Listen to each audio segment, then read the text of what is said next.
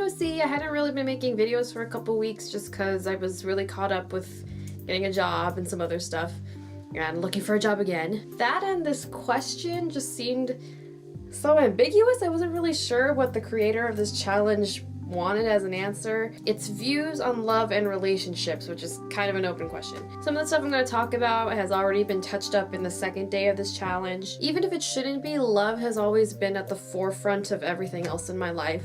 Ever since I was young, I just wanted to share my life with somebody, and I've always wanted to get married, and that's always been my greatest goal or dream in life, is to get married and have kids.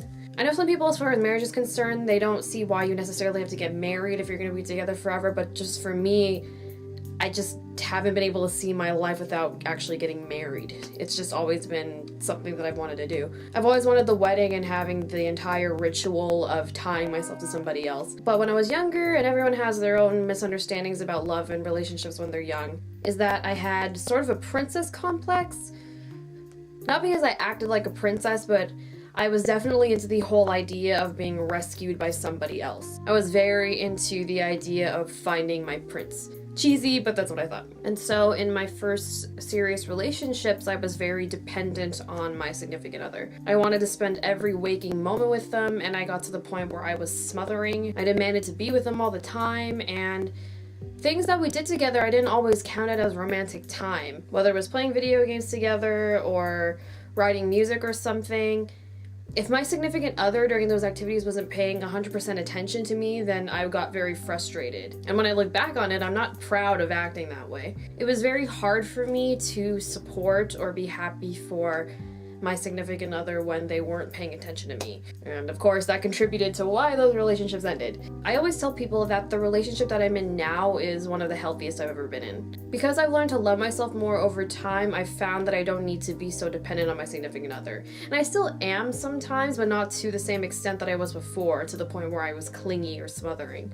But I find that I'm able to balance out wanting to be with my significant other and then wanting to do my own thing. And part of it is because we're in a long distance relationship, so I'm kind of forced to do things by myself. And of course I would love to be with him all the time, but it's not killing me if I'm not. It's not the end of the world like it would be before in my other relationships. That and it wasn't until this relationship that I truly learned the value of not just having a lover as your significant other. I crave romantic attention so much in my past relationships, but in this one, yes, I do crave a lot of romantic attention, but it's a healthy craving. It's not all the time he needs to be paying all this attention to me.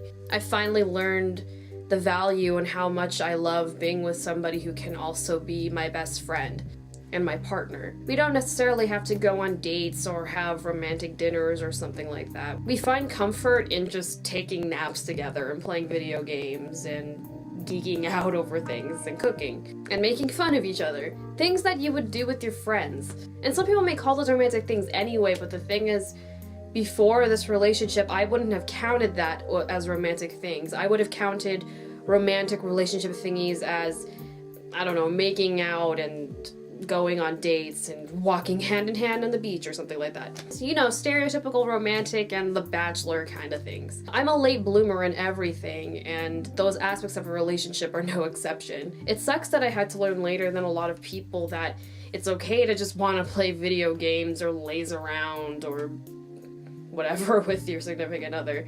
And I'm really happy that through failed relationships, I've learned how to finally have a healthy one, where I can be myself, where we don't always have to be living some romantic fairy tale. And my relationship is by no means perfect, and it may not last anyway, but I'm still gonna treasure the fact that this is the first time that I've felt so secure in a relationship, and that I can love someone not only because they pay attention to me, that I'm able to love them and admire them for things that they do on their own, things that make them characteristically them. I think that's all I'm going to talk about for this video. It's not as deep as I would have expected my answer to be, but honestly, I think it's a good topic to talk about. But anyway, I will see you next Friday for the next day of this challenge on Vloggy Vendredi.